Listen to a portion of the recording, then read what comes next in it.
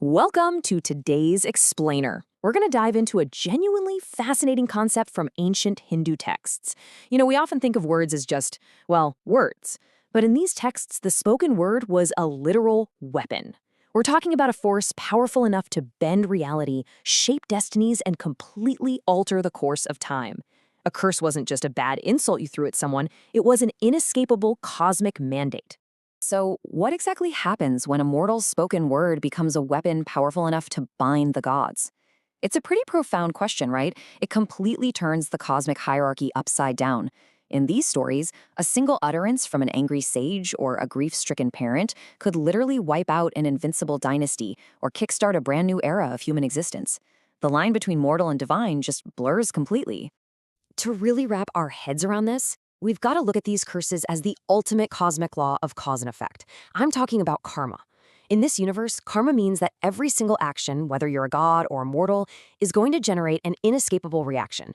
So these curses act as the major narrative engines in Hindu mythology. They aren't just random magic spells. They're these really deep philosophical frameworks about personal accountability. Every action creates a ripple, and as we'll see today, absolutely no one gets a free pass from this fundamental law. Okay, let's jump straight into theme one, even the gods must pay. Picture this. You have this massive, universe-shaking cosmic war going on, and Lord Vishnu takes a really drastic step. He uses his ultimate weapon, the Sudarshana Chakra, to strike down Sage Brigu's wife, Kavyamata, because she had been using her powers to protect demons. Well, the reaction was immediate and absolutely devastating. Sage Brigu didn't cower in fear. Furious at this breach of cosmic duty, or dharma, he looked right at Vishnu, the supreme protector of all existence, and cursed him. Brigu uttered a literally damning decree. You will be born on earth many times and suffer the pain of birth and death. This is incredible if you think about it. Because of this single curse, Vishnu is forced into countless mortal forms, having to endure all the very human pain of grief, love, and separation. The texts tell us that without this one outburst of mortal anger, there would be no Lord Rama and no Ramayana, no Lord Krishna and no Mahabharata. A mortal's fury literally forced a god to step down into human history. Now, what's really interesting is how swiftly and frankly bizarrely divine deceit is met with unwavering payback. Take Indra, the king of the heavens. He disguises himself as sage Gautama to seduce the sage's wife, Ahilya. When the real sage finds out, he doesn't hesitate for a second. He hits the king of the gods with a severe curse, 1,000 vaginas covering his body, serving as a literal, physical manifestation of his lust. He then turns his own wife into unfeeling stone until she's eventually graced by Lord Rama centuries later. Ultimate power always answers to ultimate justice. Moving right along to theme 2, architects of the epics. When we ground ourselves in these ancient source texts, you quickly realize how incredibly labyrinthine they are.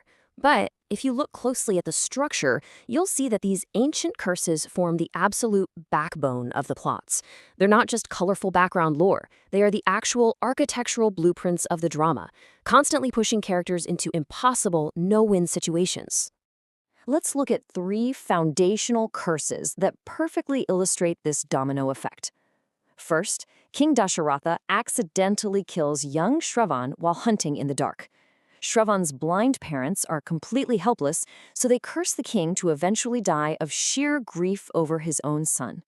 That directly sets up the core tragedy of the Ramayana when Rama is exiled.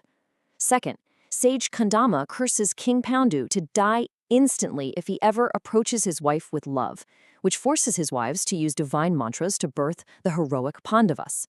And third, the warrior sage Parashuram curses Karna to forget all his weapons training, precisely when his life depends on it the most. These aren't just instances of bad luck, folks. They are the exact dominoes that trigger these world-spanning epics. But here's a real curveball for you. I want you to consider the strategic value of a seemingly terrible punishment. Can a devastating curse actually be a blessing in disguise? Let's talk about the mighty warrior Arjuna. When he respectfully rejects the romantic advances of the beautiful celestial nymph Urvashi, she is beyond furious. She curses him to lose his manhood and live as a eunuch dancer. Now, that sounds like a total disaster for a fierce warrior, right? Actually, scratch that. It was brilliant. The curse was mitigated to last exactly 1 year of Arjuna's choosing.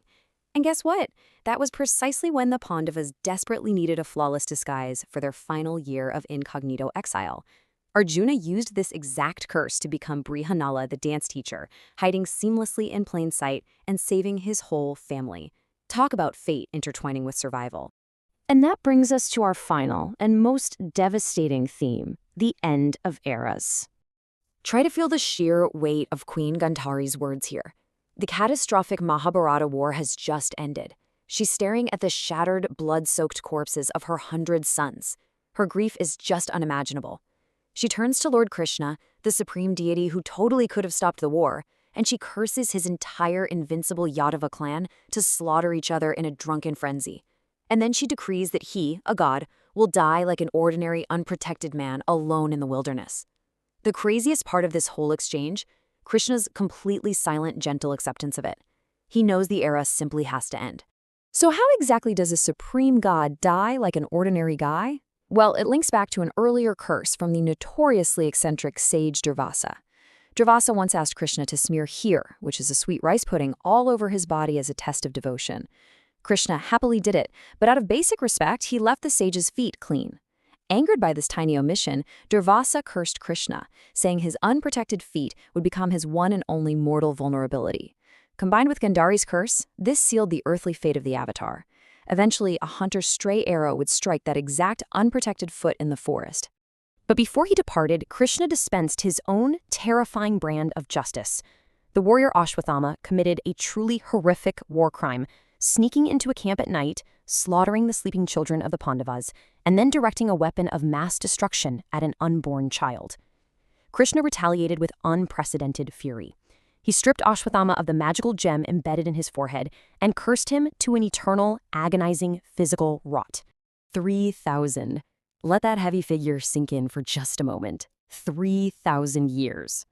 Our sources say Ashwatthama was cursed to wander the earth in total isolation for 3 millennia. Condemned to live covered in unhealing wounds, leaking blood and pus, constantly begging for a death that simply won't come. It's a chilling reminder that, no matter who you are, ultimate power always answers to ultimate justice. Let's map this out and see how it builds directly to the world we live in today. That unborn child Ashwatthama tried to kill, that was Parikshit. He survives against all odds and becomes a great king.